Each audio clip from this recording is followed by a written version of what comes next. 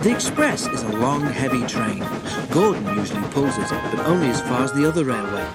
Another engine takes the coaches from there to London. It is an important train too, and must always run whatever happens.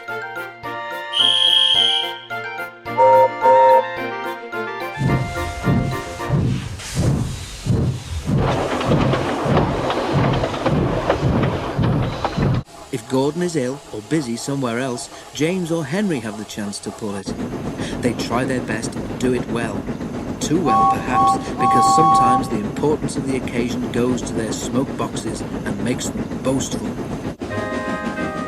One day, Henry was feeling pleased with himself. He had run the express to time, and the Fat Controller had congratulated him. "I don't know what the Fat Controller would do without me," he said importantly in the shed that evening. "Have a care," warned Douglas. "Too much puff about yourself, and you'll maybe run out of puff one day." "Pooh," scoffed Henry. "I pulled 2 trains and a failed diesel once, and the Fat Controller said I was an enterprising engine." "Aye, I mind it well," agreed Donald. "I took the goods train on, you recall, but Dougie is right. Puff goes before a fail." The Scottish twins were wasting their own puff, of course, because Henry took no notice whatsoever. A little later, the railway had to begin using a new sort of coal. It was dusty and burned with clouds of thick black smoke. The Fat Controller was cross, and the engines didn't like it either. "Filthy rubbish," they grumbled. The new coal made more ash too.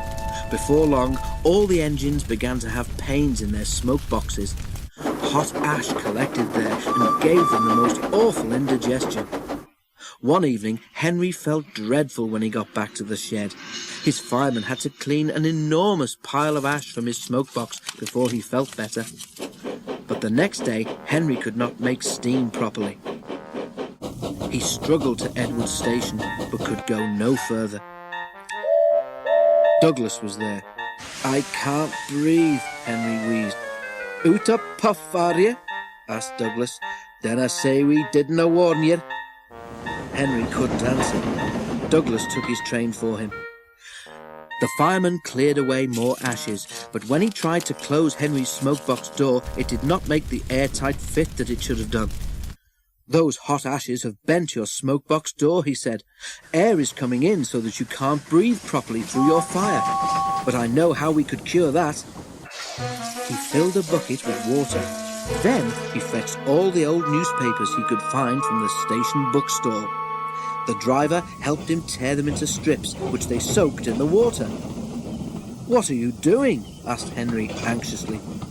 "Making something called papier-mâché," explained the driver. "When this paper is soggy enough, we shall paste it in your air leak so that you can breathe better. It won't last forever, but it will get us home."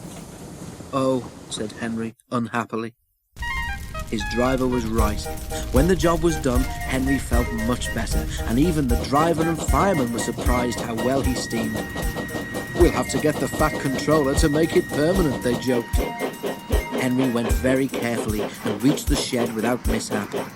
His story was there before him, of course.